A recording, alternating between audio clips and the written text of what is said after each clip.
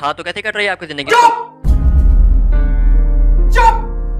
तो इस वीडियो में हम बात करेंगे कैरियर की, जिसे बनाने की टेंशन हर मिडिल क्लास लौंडे को होती है। अब यार हमसे ज्यादा भी किसी को हमारे कैरियर की टेंशन होती है क्या? हमारे माँ बाप को? ओ नहीं भाई, हमारे रिश्तेदारों को। उन्हें तो हमारे कैरियर की इतनी टेंशन होती है कि वो चलते फिरते उठते बैठते खाते पीते सिर्फ एक ही सवाल करते हैं कि बेटा पढ़ाई कैसे चल रही है। अबे तुम्हें क्या मेरी पढ़ाई से? तुमने क्या मेरी पढ़ाई के लिए बैंक से लोन ले रखा है जो बार बार पूछते हो? इन रिश्तेदारों की वजह से मैं लंगड़ा कर चलता हूँ। लोग समझते हैं मैं पोलियो का मरीज हूँ। नहीं भाई, मैं पोलियो का मरीज नहीं हूँ। वो तो बस वालिद मोहतरम को मामूली सा गुस्सा आ गया था।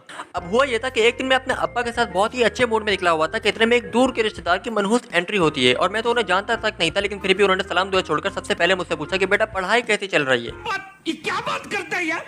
अब मुझे गुस्सा भी आया कि एक तो ये चाचा बीच रास्ते में लटक गए और ऊपर से सलाम दुआ करने के बजाय मेरी पढ़ाई का पूछने लग गए। खैर मैंने कह दिया कि पढ़ाई तो एकदम बढ़िया चल रही है। उसके बाद मुझसे 2-3 वाहियात किस्म के सवालात करने लगे, जिसका मेरे सिलेबस या पढ़ाई से दूर दूर तक कोई लेना देना ही नहीं था। लेकिन मैंने फिर भी उन्हें सही जवाब चिपका दिया। उसके बावजूद मेरी तरफ देखकर बोले कि बेटा पढ़ाई लिखाई में ध्यान दो, कुछ नहीं रखा इन कामों में।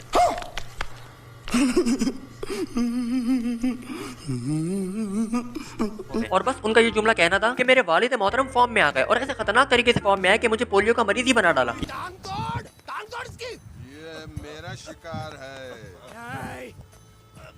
ये टांग हमको दे दे। ये टांग हमको दे दे।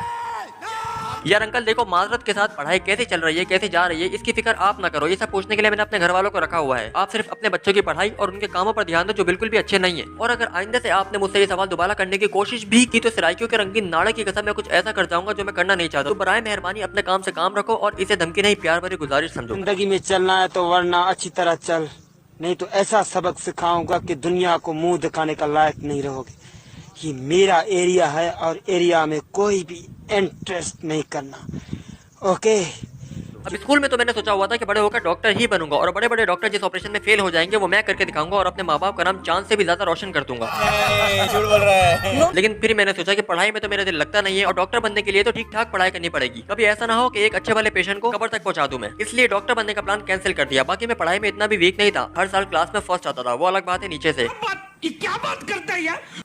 खैर वैसे भी आप ऊपर से फर्स्ट आते हो या नीचे से डजंट मैटर, आप फर्स्ट आते हो ये इंपॉर्टेंट है। फिर कुछ साल बाद स्कूल में एक आर्ट कंपटीशन हुआ तो मैंने उसमें एक गार्डन की ड्राइंग बनाई थी। स्कूल वालों को लगा कि मुझे पेड़ पौधों से बहुत प्यार है, इसलिए उन पागलों ने मुझे फर्स्ट प्राइज दे दिया।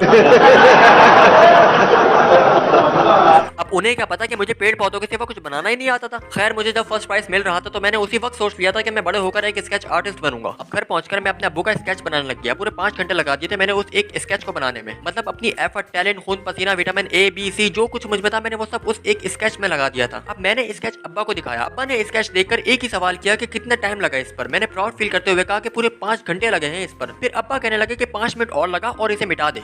दिल से लगता है भाई, आप समझ ही सकते होंगे। मतलब कि भाई मैं उस दिन ही समझ गया था कि यहाँ टैलेंट की कोई कदर नहीं है। खैर अब जिंदगी में आगे भी तो बढ़ना था तो हमने कुछ और सोचा। अब बैठे बैठे ख्याल आया कि क्यों ना सिंगर बन जाए। मैं क्या करूं, फिर जॉब छोड़ दूं?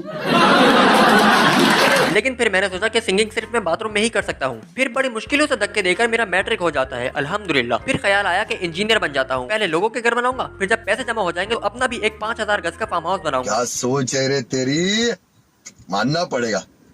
लेकिन अभी तो इंजीनियरिंग में एडमिशन लिया ही था कि लोगों ने मुझे बेरोजगार बुलाना शुरू कर दिया। मैंने सोचा कि अभी से ये हाल है तो आगे चलकर तो पता नहीं है समाज मेरा क्या हाल करेगा। ये सोचकर मैंने इंजीनियर बनना तर्क कर दिया। फिर मुझमें एक अकाउंट्स का कीड़ा जागा। दिल में आया कि ACCA CA CA में कुछ भी कर लूंगा और फिर दुबई में सेट हो जाऊंगा। हालांकि मेरी मैथ्स इतनी वीक है कि अगर कोई मुझसे पूछे कि 3 + 3 - 3 का आंसर बताओ तो मुझे ये सॉल्व करने के लिए भी कैलकुलेटर निकालना पड़ता है। खैर ACCA CA या CA में करने की नौबत ही नहीं आई क्योंकि अल्हम्दुलिल्लाह इंटर में इतने नंबर ही नहीं आए थे किसी अच्छे इंस्टीट्यूट में एडमिशन मिलता।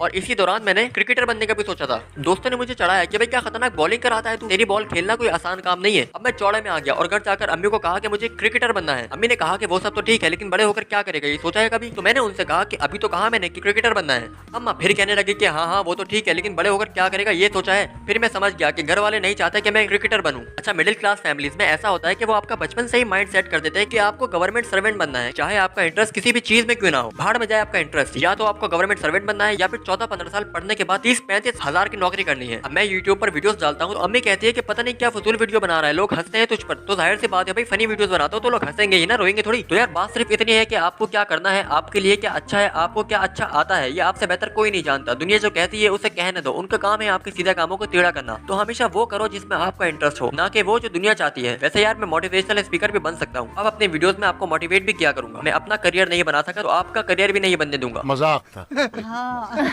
सॉरी अल्फाज आगे पीछे हो गए थे। तो लास्ट में इतना ही कहूंगा कि आप हमेशा वही करो जिसमें आपका इंटरेस्ट है, ना कि वो जिसमें दुनिया वालों का इंटरेस्ट है। तो मिलते हैं नेक्स्ट वीडियो में, अल्लाह हाफिज़। ITUSS की टोपी उसके सर पे ना रहे, हम गहराई है और ये महज सिर्फ किनारे। हम गहराई है बेटा कोई 10 साल से, मैंने लिखे सिर्फ रियल लाइफ हाथ से। I'd say